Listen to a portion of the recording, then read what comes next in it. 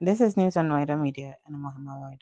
Let's watch Honorable Mutala Muhammad's last debate as we still mourn his departure as part of the 8 who met their tragic demise in the crash. I thought we were going to engage in this debate without some of the political nuances or partisan nuances that we have heard from our friends.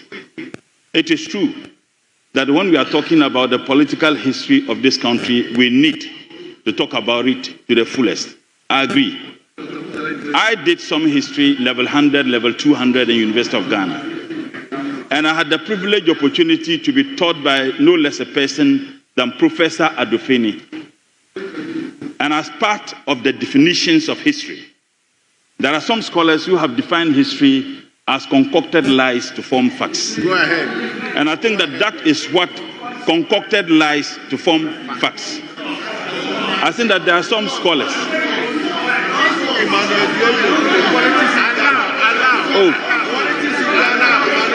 Let me be. Can I finish? Oh, so you want the source? Mr. Speaker, they should go and read the SHS history book. They should go and read that. And in fact, topics in West African history, written by no less a person than Professor Edu Boahin. They should go and read their writings. But you see, but what other source do you want? So, Mr. Speaker, that is the source. So I think that what we have seen today is a perfect description of history could be defined as concocted lies to form facts. And we have seen that across the aisle, that they have focused on that aspects of definition of history, which is roundly condemned by many historians. But let me be very clear.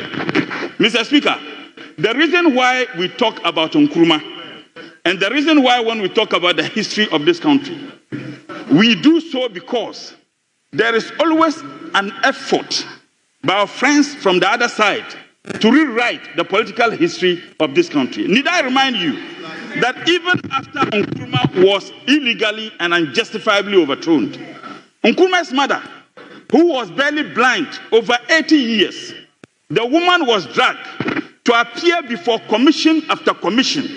And you know what they wanted the woman to say? That the woman should say Nkrumah was not her biological son. These are historical facts. And that Nkrumah was a Liberian. These are historical facts. You can check it from the Hansard of even Parliament. You don't read, and it is not my fault that you do not read. I'm saying that Nkrumah's mother was dragged. Mr. Speaker, I'm giving a time when they were speaking. You see, there is a popular Honorable prophet Mutala. that when you take... Honorable Mutala, I will recognize Honorable Animedu Enchi. Thank you, Mr. Speaker. Mr. Speaker, this matter is very serious. And I think my brother is misleading the House. He can't go and read any uncredible story from anywhere and come and make allegations, wild allegations, and there's no source. And he's just saying Nkrumah's mother was being coerced into saying that is this. I've never heard it. Where did he get it from? He should prove it and give us a source. Honorable Mutala. Mr. Speaker, Honorable Mutala Muhammed. Mr. Speaker, it is with not my all fault. due respect, the debate must be centered on the principles underpinning the bill and the committee's reports. So please stick to the report and the memorandum underpinning the bill. Mr. Speaker, part of what we are considering today is the Founders' Day. And you cannot talk about the Founders' Day of this country without talking about the founder, the only founder of the present day Ghana. And I'm saying that the reason why emphasis is put on Nkrumah, because there have been several attempts. And when I say appear before commission after commission, this was not done in some bush somewhere. Commissions established by the NLC, that group of criminals who unjustifiably and criminally truncated democratic process. Anybody who truncates democratic processes is a criminal. And said that he appeared before commission after Honorable members. Of course. Honorable Mutala. Look, the 1992 Constitution. Honorable Mutala Muhammed, please. All statements relating to criminal, accordingly, they are expunged from the record. Mr. Speaker, anybody who truncates, Mr. Speaker, anybody who truncates democratic process is a criminal. That is a fact. That is a fact. As a matter of fact, the 1992 Constitution, well, I'll make the points anyway. I will make the points anyway. Yes, Honorable Netiwul. Are you on a point of order? Are you on point of order? Yes. Else I'll give you the floor to speak. What is your point of order? Mr. Speaker. What is your point of order? Thank you, Mr. Speaker. Mr. Speaker, arise on a point of order or based on your ruling the last time. Mr. Speaker, I want to state that my honorable colleague has the right to debate forcefully, but we should learn from history. Mr. Speaker, we regret the last time what happened. I think we are going back to that same thing again. Mr. Speaker. It was the same person. Mr. Speaker, I will urge, at least I've been in this house for 20-something years, I will urge that my colleague does not provoke people to say things that will bring pain to people in this house. It will not be good for people to say things or respond that will bring pain to people in this house. I beg you, please, I beg you, just stay away from it. It won't help anybody. Honorable, if people want to get up and say things, it will bring a lot of pain to this house. So I beg you, please, stay out of it. Yes, Honorable Mutala, your statement referring to anybody as criminal, please withdraw. Well, Mr. Speaker,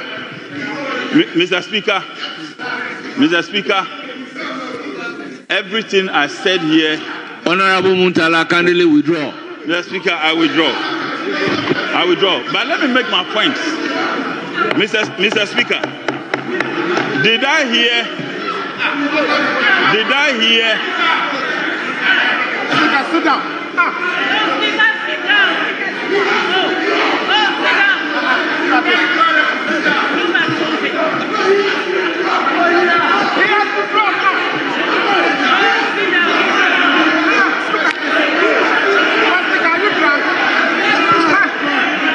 Mr. Speaker.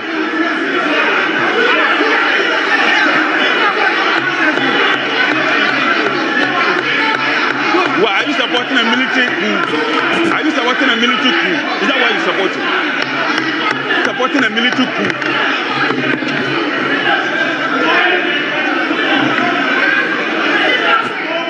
Honorable members, may you resume your seats.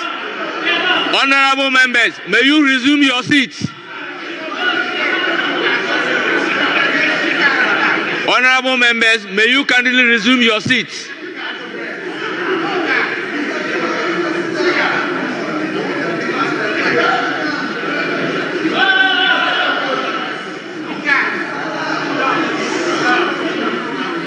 Honorable Mutala, once again, limit yourself to the memorandum accompanying the bill and the report of the committee. Mr. Speaker, I think that I remember when I was a student at Kulukuli School. Thankfully, my senior brother, Honorable Harun Idrisu, attended Kulukuli School. On each day, we were forced to go to school. It took the NDC, the National Democratic Party, the National Democratic Congress, Oh well. I'm not a paragon of knowledge, unlike you. The National Democratic Congress, to ensure that there was social justice and equity in a country that is constitutionally described as a secular state, that the NDC gave us our first holiday, thanks to the NDC. As Muslims in this country. Because my brother was telling me, mentioning the number of Muslims at cabinet, I never knew that cabinet ministers are more influential than vice presidents. Tell him. We had a vice president who was a Muslim for 8 years. He didn't see the need. Now you are now mentioning our names. That Honorable Harun Idrisu, Honorable Mutaka, Honorable Mutala are Muslims at cabinet. We had a vice president. He didn't see the need. So it tells you the beauty of this country. It tells you how accommodating Ghanaians are. It tells you why we have become an oasis in turmoil. That if you go through social media, everybody points to Ghana and says that this is the country I would want to be. That you find in churches, programs, you find Muslims who are attending. You find in mosques, you find Christians who are attending, traditional worshippers. That makes us a state. But this idea of trying to bring about religious justifications and why you think that as Muslims we should have done that, I leave that to the Ghanaian public who are watching live across the globe. The NDC has always demonstrated that everybody in this country should be treated equally. And for us as NDC, this particular holiday which is given to us, for me, is a relief. Because I still remember as a little boy attending school that the agony I went through to go to school on Eid Day when my colleagues were celebrating. We can only thank His Excellency President Mahama and thank the National Democratic Congress. And Right Honorable Speaker, that explains why, even though my grandfather was one of the founding fathers of the UP tradition, Honorable Mutala, the more I read about the political history of this country, the more I gravitate towards the only political party that ensures social justice and equity, and that is the National Democratic Congress. Right Honorable Speaker, I would conclude by saying, yes, we need to talk about the history of this country, but history is properly told when you acknowledge both the positives and the negatives. Nkrumah is the founder. Nkrumah was a judge, that Africa of the millennium, not African of 10 years, 100 years. And he was a judge by no less a group than the entire continent of Africa. BBC voted him. Who changed the Founders' Day in the first place? Who changed it? What the NDC and President Mahama is seeking to do is to correct the wrongs that were emotionally driven, wrongs that were not driven by social justice and proper conduct, which is expected of politicians. President Mahama is changing it. So the threat that what happens to the tables, change. When you do that, and hopefully, that will take a very, very long time. The people of this country, Right Honorable Speaker, the people of this country, Right Honorable Speaker, Mr. Speaker, I'm concluding. Mr. Speaker, we want to urge our friends, and I agree with Honorable Habib when he suggested that there could be addition because of the Eid al-Adha. I'll conclude with a famous proverb in Dagban, that you cannot sleep with an itching anus and do not expect to wake up with smiling fingers. They ensure that they slept with an itching anus. It is their baggage to carry. And that is why the frustration is found everywhere in the faces of my honorable good friends. Thank you, Mr. Speaker. Let us know in the comment section what you liked about him. Don't forget, this is news on WIDERmedia. Stay tuned for more news.